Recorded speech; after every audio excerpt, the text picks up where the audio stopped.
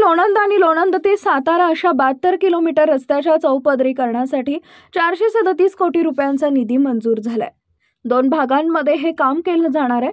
निविदा प्रक्रिया पूर्ण झाल्यावर या रस्त्याच्या कामाचा प्रारंभ होणार आहे।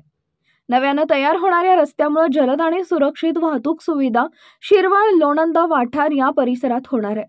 या पार्श्वभूमीवर लोणंद नगरपंचायत हद्दीतील शिरवळ चौक येथील अतिक्रमण काढण्याची मोहीम सोमवार दिनांक 10 पासून सुरू होतीये। या चौकात असणाऱ्या टपरीधारकांना प्रशासनाने आगाऊ सूचना दिल्यात। टपरीधारकांनीही प्रशासनाच्या सूचनेला मान देत स्वतःहून टपऱ्या काढण्यास सुरुवात केली आहे। मात्र अतिक्रमण काढल्यानंतर या सामान्य टपरीधारकांच्या पुनर्वसनाचा प्रश्न निर्माण झालाय। डॉक्टर नितीन सावंत यांनी टपरीधारकांच्या पुनर्वसनाची जोरदार मागणी प्रशासनाकडे केली आहे। या ठिकाणी असणारे वखार महामंडळ आणि पोलीस लाईन इथं गाळे बांधून या व्यावसायिकांचं पुनर्वसन करण्यात यावे अशी मागणी डॉक्टर नितीन सावंत यांनी केली आहे। वखार महामंडळ आणि पोलीस लाईन इथं गाळे बांधल्यानं टपरीधारकांचा व्यवसाय अबाधित राहील आणि प्रशासनाचं उत्पन्न वाढण्यास मदत होणार असल्याचंही ते म्हणाले। टपरीधारकांच्या पुनर्वसनाचा प्रश्न मार्गी न लावल्यास रस्त्यावर उतरून आंदोलन करण्याचा इशारा प्रसार माध्यमांशी बोलताना त्यांनी दिला। यावेळी काही टपरीधारकांनी संतप्त प्रतिक्रिया देत पुनर्वसनाची जोरदार मागणी केली। शिवशाही न्यूज प्रतिनिधी शुभम कोदे, सातारा। आता प्रशासनाने उद्या लोणंद नगरीतील अतिक्रमण हटवण्याची मोहीम हातात घेतलेली आहे आणि त्या संदर्भात त्यांनी मीटिंगही घेतलेली होती।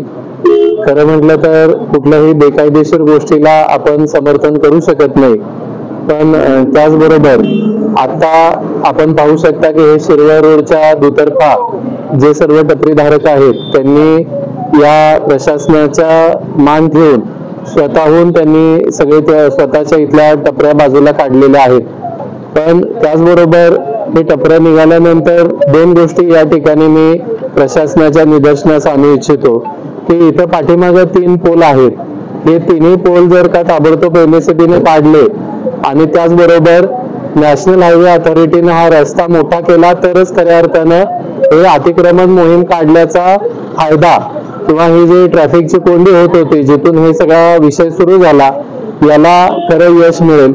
अन्यथा याचा उपयोग होणार नाही आणि फक्त गरिबांना उचलून दुसरीकडे टाकायचं जर असेल तर मग हे जर का आठवड्याच्या आत याच्यावर कारवाई झाली नाही तर निश्चितपणे आम्हाला रस्त्यावरती उतरून हे MSCB असेल, प्रशासन असेल यांना हे पोल काढण्यासाठी याच्याकरता आंदोलन करावं लागेल।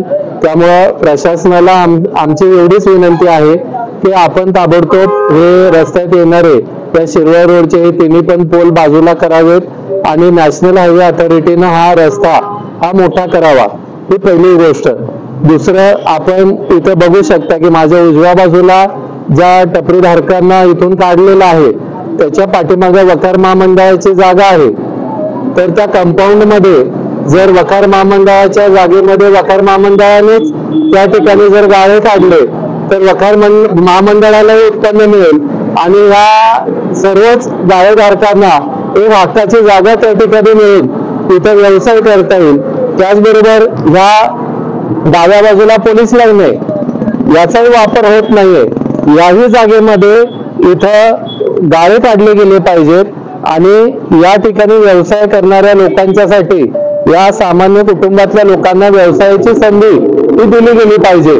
कारण खरं जर का आपण या लोकांची व्यथा ऐकली, आता मार्च एंड आहे, यांना बँकेचा तगादा लागणार, स्वतः नगरपंचायतीकडून अनेक कर भरण्याचा तगादा सुरू होणार आहे, काही जणांच्या मुलांच्या शाळेच्या फी असतील।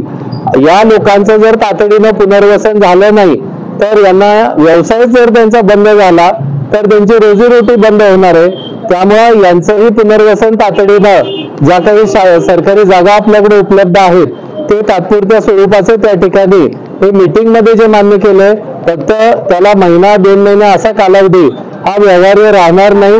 कारण महिना 2 महिने या लोकांना या मार्च एंड मध्ये हे सर्व अतिक्रमण हटवली गेलेली आहे, हा नाहीतर एक प्रकारचा अन्याय केल्यासारखं होईल। त्यामुळं लवकरात लवकर आठवड्याच्या आत या टपरीधारकांचं पुनर्वसन झालं पाहिजे आणि या पुढील काळामध्ये अशा प्रकारचं होऊ नये आणि या लोकांचं पुनर्वसन करण्यासाठी उजव्या बाजूला वखार महामंडळ आहे, इकडे पोलीस लाईन आहे, या ठिकाणी कायमस्वरूपीचे गाळे बांधून या ठिकाणी व्यवसायासाठी यांना दिले जावेत, कारण हे बाजारपेठ आहे. या ठिकाणी व्यवसाय केल्याशिवाय आणि व्यवसाय चालल्याशिवाय लेण्यांमध्ये अर्थकारण हे चालणार नाही. नाहीतर अर्थकारणाला एका बाजूला जर का आपण गळचेपी केली तर नक्कीच अगोदरच आता या नगरीमध्ये ही बाजारपेठ बसलेली आहे आणि छोटे मोठे व्यावसायिक सुद्धा त्यांच्यावर अन्याय झालं तर लवकरच या नगरी ओसाडवायला वेळ लागणार नाही. त्यामुळे प्रशासनाने या सर्व गोष्टींचा विचार करून ताबडतोब त्यांनी पावलं उचलावीत. आतापर्यंत प्रशासनाने ज्या काही मीटिंग घेऊन विनंती केली त्याचा मान या टपरीधारकांनी ठेवलेला आहे. त्याबद्दल या सर्व टपरीधारकांचा मी मनापासून आभार व्यक्त करतो आणि प्रशासनाला विनंती करतो की तुम्ही त्यांची व्यथा ताबडतोब सोडवावी आणि कोणत्याही सामान्य टपरीधारकावरती अन्याय होणार नाही अशा प्रकारे जो आपण शब्द दिलेला आहे तोही आपण पाळावा एवढीच आमची अपेक्षा आहे. ताज्या घडामोडी जाणून घेण्यासाठी शिवशाही न्यूज यूट्यूब चॅनलला सबस्क्राईब करा. आपण हा व्हिडिओ फेसबुकवर पाहत असाल तर फेसबुक पेज फॉलो करा आणि शिवशाही न्यूज.com या आपल्या वेबसाईटलाही भेट द्या.